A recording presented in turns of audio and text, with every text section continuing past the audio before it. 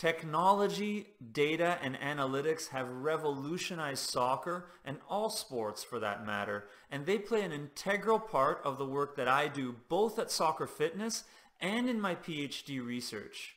But there are three drawbacks to technology, and these include the cost, the time it takes to use, that is, it can be very time consuming, and for most people, it's also difficult to use.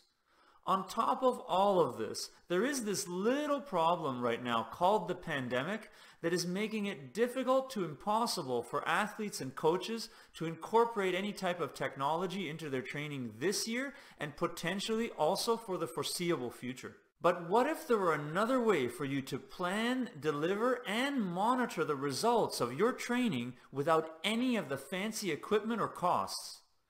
That's what we're going to talk about today on the Soccer Fitness video blog.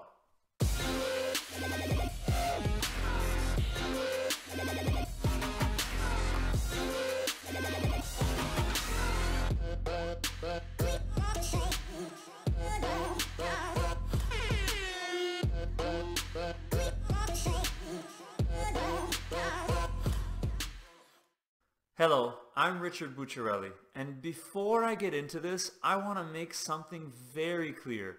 There are a lot of advantages to using sports science and technology to help teams monitor their training load, keep track of players' performance and recovery, from heart rate monitors and GPS systems to accelerometers, VO2 max testing, and even the sophisticated software programs that provide a very robust statistical analysis of data that's collected. The accuracy and precision of data that can be collected with these tools, when used properly with a good coach, sports scientist, and performance analyst, can give any team a huge advantage.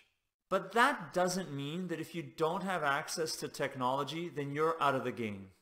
You can learn how to train and monitor your team using scientifically proven methods without technology. And while it may be offline and require some manual work and formulas, think about it. It wasn't that long ago that computers didn't even exist. So there's no reason why in today's day and age, any coach can't learn to administer a system like this. I recently wrote about this in an article about training load. Link to the article here and in the video description below.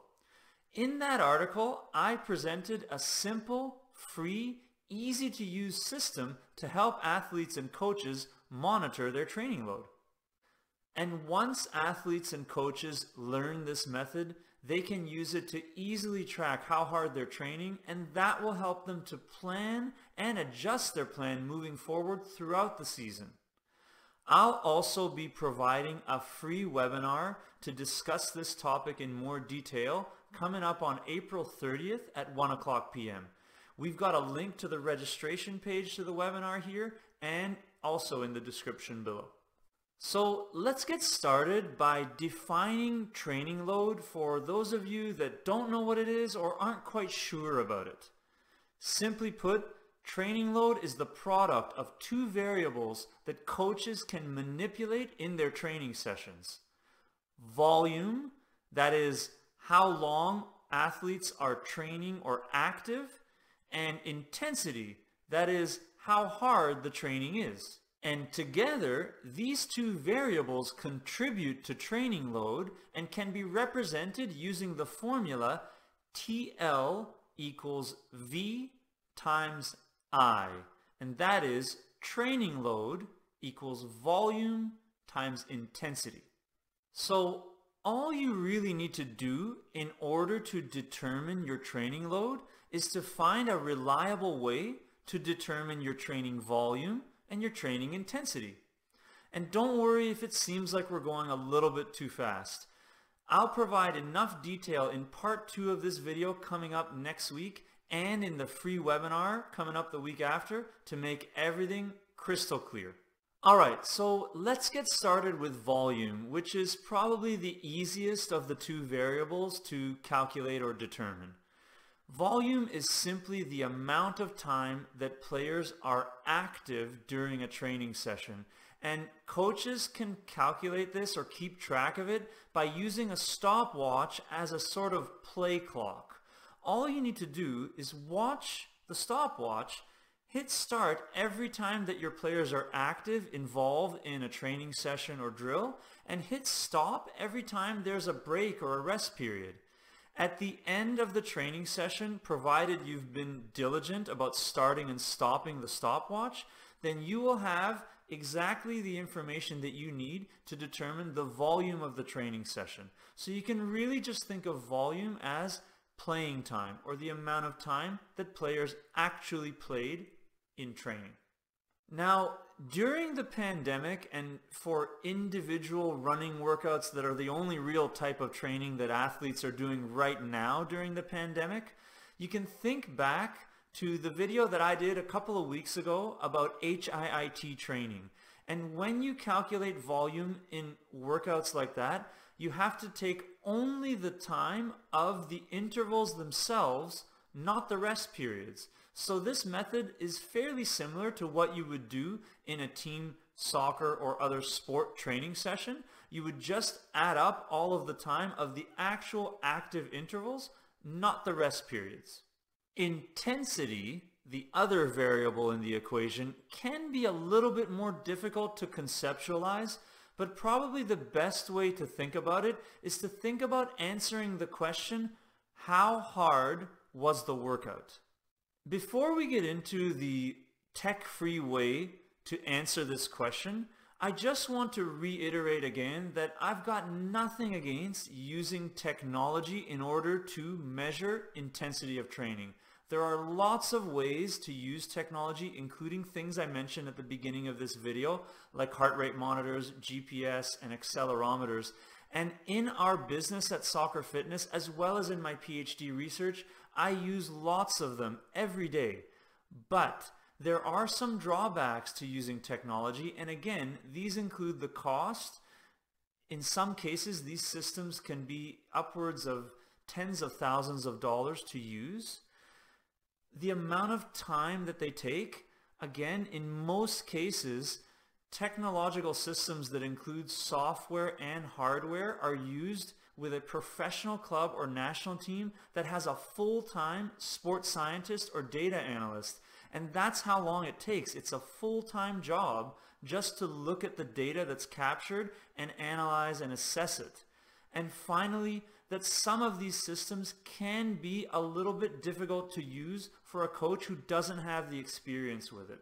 So for those reasons, it can be a better option to look at tech-free solutions. And the best tech-free way to calculate the intensity of training is by using something called a rating of perceived exertion, or RPE scale. An RPE scale literally asks athletes to rate their perception of their physical exertion in a training session. So if you think back to that question, how hard was the workout? The RPE scale provides athletes with a way to quantify and answer that very question. The scale typically has low to high numbers, and the low numbers indicate low intensity, whereas the high numbers indicate high intensity. There are many different types of RPE scales, but I personally prefer the 0 to 10 scale that was created by a scientist named Borg in the late 1980s. The reason that I like the Borg 0 to 10 scale for RPE as opposed to some of the other ones is because I find that it's a little bit more intuitive when working with athletes and coaches, especially those who don't have a lot of experience doing these types of calculations. What I mean by that is 0 to 10 is fairly simple and easy for any athlete to understand almost immediately. If you think about answering the question, how hard was the workout, with 7 out of 10, then that number easily seems to correspond to 70%. So it means that the intensity of the workout for that particular athlete who answered 7 out of 10 was that it was about 70% of their maximal capacity. 9 out of 10 is 90%, and so on. Now we're going to put the Borg 0 to 10 scale up on the screen for you to have a closer look at. As you can see, rest is represented by the number 0 and maximal is represented by the number 10, and in between you have a specific word to represent the intensity of each of the numbers from 0 to 10. Well, almost all of the numbers. You'll see that there is no intensity that's represented by the number 6. And honestly, that is one of the great mysteries of sports science to date. Just kidding. 6 is 60%. Now, you may be thinking, this seems kind of subjective. Can it really be a reliable measure of exercise intensity? And while yes, it's true that athletes may be dishonest when answering their RPE question, and if they are dishonest, this can affect reliability, as long as you, as a coach, try to instill the value of honesty in your athletes and they answer the question honestly, then there is good evidence to show that RPE is well correlated both to exercising heart rate and even blood lactate concentrations, which are considered two of the gold standards when measuring exercise intensity. So, once you've calculated volume based on playing time and intensity based on the 0 to 10 RPE score, then you're finally ready to calculate training load, which again is the product of volume multiplied by intensity. As an example, let's go ahead and have a look at the HIIT workouts that I presented in my blog 2 weeks ago. We'll look at workout number 1 to provide a perfect example of how to do this.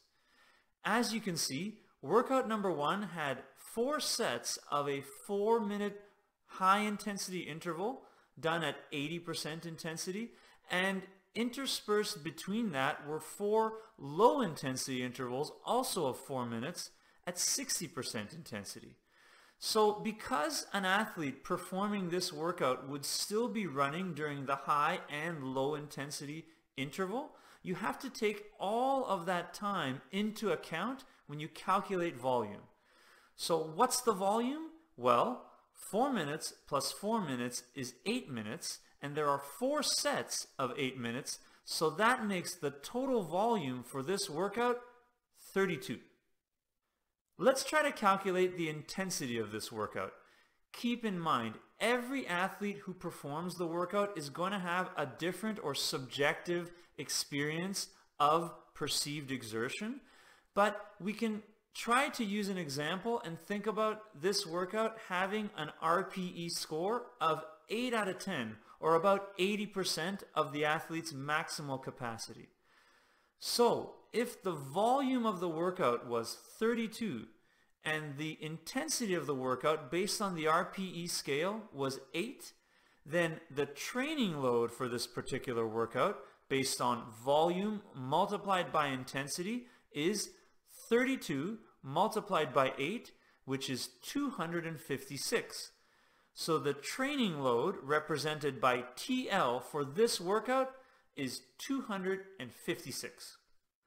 And while it may not seem like a big deal, taking the time to keep track of the training load number for all training sessions, individual workouts, and competitions is the only way for a coach to make sure that they are planning and monitoring their training to get optimal results. And that means maximizing physical performance of players while minimizing the risk of injury by optimizing recovery. So next week, in part 2 of this video blog, I'll provide coaches with a crystal clear example of how they can use this tech-free method of calculating training load to do just that, optimize the training that they provide to their athletes. Thank you very much for watching this video. I hope you enjoyed it. If you did enjoy it, please click like, subscribe to our channel, and hit the notification bell so you never miss an episode. And as always, please feel free to share this video with anyone who you think may find it interesting. That's it for the blog this week. We'll see you next time, and until then, keep reaching your soccer fitness goals.